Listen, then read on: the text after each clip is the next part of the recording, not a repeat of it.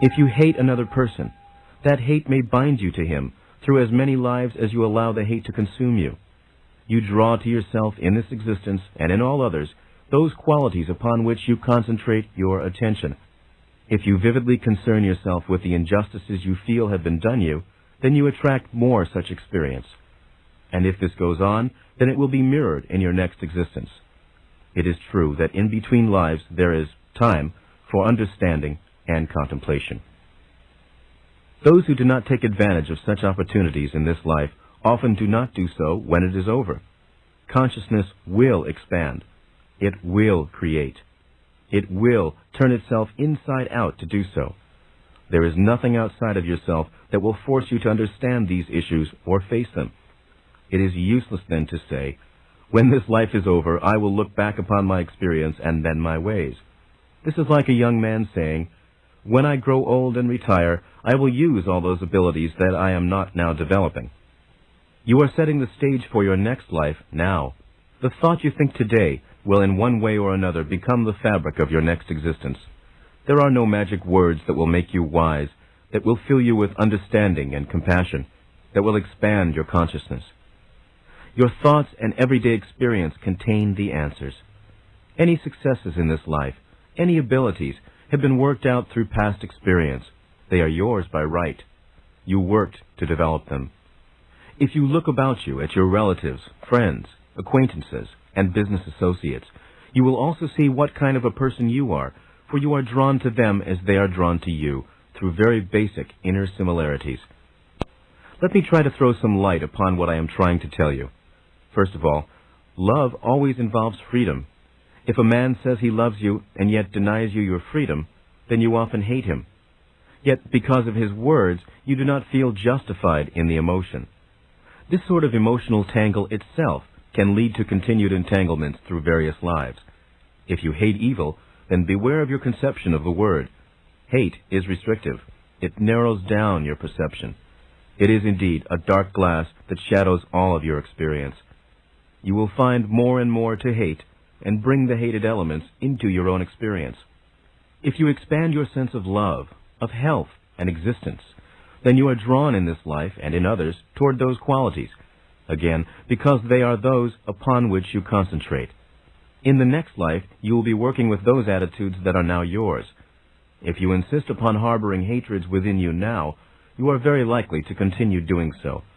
On the other hand, those sparks of truth, intuition, love, joy, creativity, and accomplishment gained now will work for you then as they do now. They are, you see, the only true realities. They are the only real foundations of existence. It is foolish, as Rupert once said, to hate a storm or shake your fists at it and call it names. You may laugh if you think of children in such activities. It is useless to personify a storm and treat it as a demon, focusing upon its destructive elements, or those elements that to you appear destructive. Change of form is not destructive. The explosive energy of a storm is highly creative. Consciousness is not annihilated. A storm is part of creativity. You view it from your own perspective, and yet one individual will feel within the storm the unending cycle of creativity, and another will personify it as the work of the devil. Through all your lives, you will interpret the reality that you see in your own way, and that way will have its effect upon you, and in turn upon others. The man who literally hates immediately sets himself up in this fashion. He prejudges the nature of reality according to his own limited understanding. Now, I am emphasizing the issue of hate as I discuss reincarnation because its results can be so disastrous. A man who hates always believes himself justified. He never hates anything that he believes to be good. He thinks he is being just, therefore, in his hatred, but the hatred itself forms a very strong claim that will follow him throughout his lives, until he learns that only the hatred itself is the destroyer.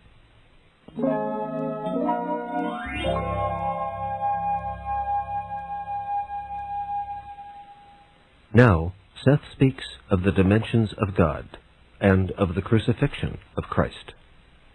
As the present life of any individual rises from hidden dimensions beyond those easily accessible in physical terms, and as it draws its energy and power to act from unconscious sources, so does the present physical universe, as you know it, rise from other dimensions.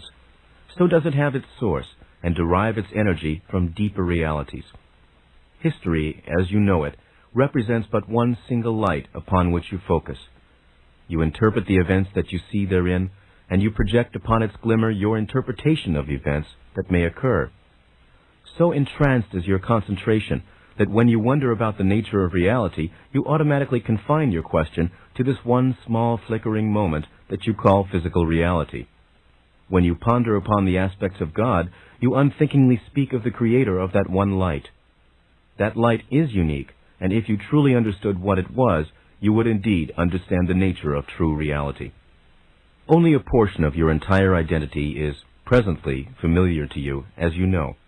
Therefore, when you consider the question of a supreme being, you imagine a male personality with those abilities that you yourselves possess, with great emphasis upon qualities you admire. This imagined God has therefore changed throughout your centuries, mirroring man's shifting ideas of himself. God was seen as cruel and powerful when man believed that these were desirable characteristics, needed particularly in his battle for physical survival. He projected these upon his idea of a God because he envied them and feared them. You have cast your idea of God, therefore, in your own image. In a reality that is inconceivably multidimensional, the old concepts of God are relatively meaningless. Even the term, a supreme being, is in itself distortive, for you naturally project the qualities of human nature upon it. If you will try to accept the idea that your own existence is multidimensional, that you dwell within the medium of infinite probabilities, then you may catch a slight glimpse of the reality that is behind the word God. And you may understand why it is almost impossible to capture a true understanding of that concept in words. God, therefore, is first of all a creator, not of one physical universe, but of an infinite variety of probable existences, far more vast than those aspects of the physical universe with which your scientists are familiar. He did not simply send a son to live and die on one small planet. He is a part of all probabilities. There have been parables told and stories of beginnings. All of these have been attempts to transmit knowledge in as simple terms as possible. Often, answers were given to questions that literally have no meaning outside of your own system of reality. For example, there was no beginning, and there will be no end. Yet parables have been given telling you of beginnings and endings simply because with your distorted ideas of time, beginnings and endings seem to be inseparable, valid events. Your Christ figure represents, symbolically, your idea of God and his relationships. There were three separate individuals whose history blended, and they became known collectively as Christ. Hence, many discrepancies in your records. These were all males, because at that time of your development, you would not have accepted a female counterpart. These individuals were a part of one entity. You could not but imagine God as a father. It would never have occurred to you to imagine a God in any other than human terms, earth components. The events of the crucifixion of Christ, as they are recorded, did not occur in history. It was a psychic, but not a physical event. Ideas of almost unimaginable magnitude were played out. Judas, for example, was not a man in your terms. He was, like all the other disciples, a blessed, created fragment personality formed by the Christ personality. He represented the self-betrayer. He dramatized a portion of each individual's personality that focuses upon physical reality in a grasping manner and denies the inner self out of greed. Each of the 12 represented qualities of personality that belonged to one individual, and Christ as you know him represented the inner self. The 12, therefore, plus Christ as you know him, the one figure composed of the three, represented